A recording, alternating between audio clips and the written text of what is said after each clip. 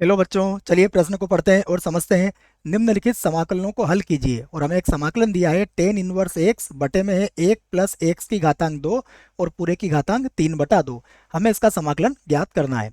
प्रश्न को हल करने से पहले हम प्रश्न के लिए मुख्य अवधारणा लिख लेते हैं। तो प्रश्न के लिए अवधारणा मुख्य अवधारणा में हम प्रश्न के लिए खंडत समाकलन का एक सूत्र लिखेंगे। तो वह सूत्र क्या होगा ये देखिएगा आप। हम यहाँ पर सूत्र लिखेंगे समाकलन u गुणा v dx। इसका अर्थ हुआ यदि हमारे पास u और v दो फलन है और हमें उसका समाकलन करना है तो इसका सूत्र होता है u, उसके बाद v dx, उसके बाद माइनस, फिर से होगा समाकलन, ये हो जाएगा du बटा dx, फिर समाकलन, ये हो जाएगा v dx, और फिर जो भी आएगा उसका हम एक बार और यहाँ पर समाकलन कर देंगे प्लस c यहाँ पर लगा देंगे। और इसमें u किसको मानेंगे और v किसको मानेंगे, इसके लिए हम एक कथन को याद रख सकते हैं। ये होगा आई, एल, ए, टी और ई। इसमें आई का मतलब होगा प्रतिलोम त्रिकोणमितीय फलन, यूं कह सकते हैं आप। और एल का मतलब होगा लघुगणकीय फलन, ए का अर्थ होगा बीजगणितीय फलन, टी का अर्थ होगा त्रिकोणमितीय फलन, और ई का अर्थ होगा चरघातांकी फलन। तो इनमें से जो पहले आएगा उसे हम यू मानेंगे और उसके बाद वाले को वी मान लेंगे। अब हम प्रश्न को आई के बराबर मानते हैं और हल करते हैं। माना आई बराबर, हमें प्रश्न दिया है टेन इनवर्स एक्स और उसके बटे में है 1 + x² और पूरे की घातांक है 3/2, और यहाँ पर आ जाएगा dx। तो फिर से लिखूंगा मैं आई बराबर, यहाँ पर होगा समाकलन, ये हो गया टेन इनवर्स एक्स और बटा 1 + x² और उसके बाद वर्गमूल के अंदर लिख सकते हैं आप क्योंकि घातांक 1/2 रहेगी, तो इसको लिख सकते हैं 1 + x² और यहाँ पर है dx। इसे हम समीकरण 1 बना सकते हैं। अब हमें यहाँ पर प्रतिस्थापन करना पड़ेगा। तो क्या प्रतिस्थापन करने का पड़ेगा, टेन इनवर्स एक्स को मैं थीटा मान लेता हूँ। तो माना टेन इनवर्स एक्स बराबर मैंने मान लिया थीटा।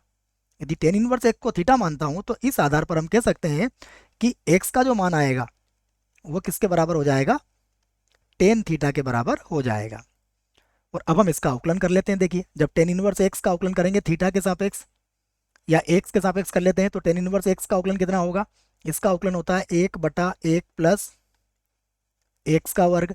और थीटा का अवकलन करेंगे तो ये आएगा डी थीटा बटा डी एक्स। तो मैं डी एक्स को इधर लिख देता हूँ और बराबर आ जाएगा D theta.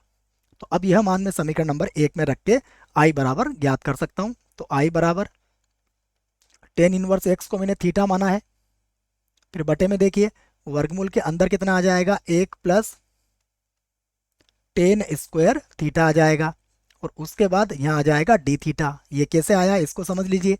Tan inverse x को तो हमने कितना माना था थीटा, 1 + x² बट और डी एक्स के बटे में जो ये दोनों मिलके कितने हो गया डी थीटा। वर्गमूल के अंदर कितना बचा था 1 + x², और यहाँ पर मैंने x का मान कितना रख दिया है, टेन थीटा रख दिया है। और ये बात भी मैंने आपको यहाँ समझा दी है। आइए आगे बढ़ते हैं। तो आई बराबर ये हो जाएगा थीटा, और 1 + 10² थीटा का मान कितना होता है, ये होता है sec² थीटा। ये सर्व समीका है, याद होना चाहिए आपको, फिर भी मैं लिख देता हूँ। हम जानते हैं 1 + 10² थीटा जिसका मान किसके बराबर होता है, sec² थीटा के बराबर होता है। अब sec² थीटा का वर्गमूल निकालेंगे तो इसका वर्गमूल हो जाएगा sec थीटा, और sec थीटा का व्युत्क्रम होता है cos थीटा।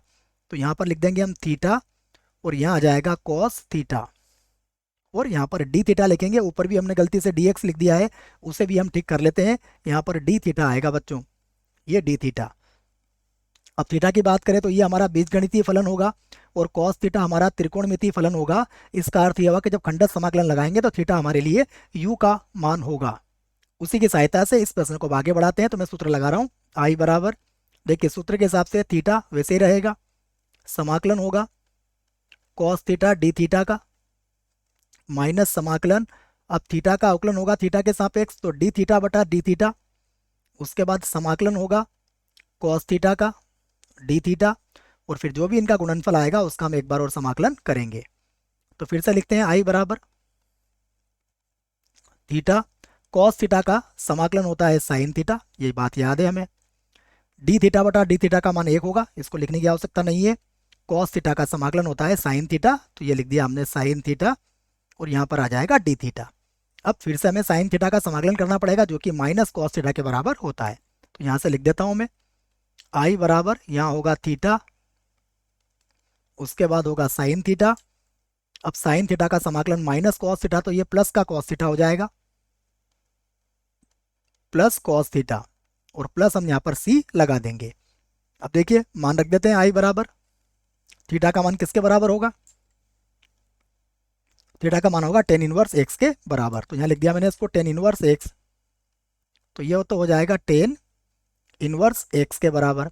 साइन थीटा और कॉस थीटा का मान ज्ञात करने के लिए हम एक त्रिभुज बना लेते हैं, वहां से हमें एक बात समझ में आ जाएगी। देखिए यदि यहाँ पर हम एक त्रिभुज बनाते हैं, इस त्रिभुज में मान लीजिए यहाँ पर हम कोण ले लेते हैं थीटा, तो हमें टेन थीटा का मान कितना दिया हुआ है, टेन थीटा का मान हमारा एक्स के बराबर है, अर्थात एक्स बटा एक के बराबर है। तो लाल बटा कक्का से इसका लंब कितना हो गया एक्स, इसका आधार कितना हो गया एक, उस स्थिति में इसका कर्ण कितना हो जाएगा एक का वर्ग प्लस एक्स का वर्ग। तो यहाँ से आप सीधे सीधे साइन थीटा का मान रख सकते हैं। देखो तो साइन थीटा क्या होता है, लंब, और बटे में क्या आता है कर्ण।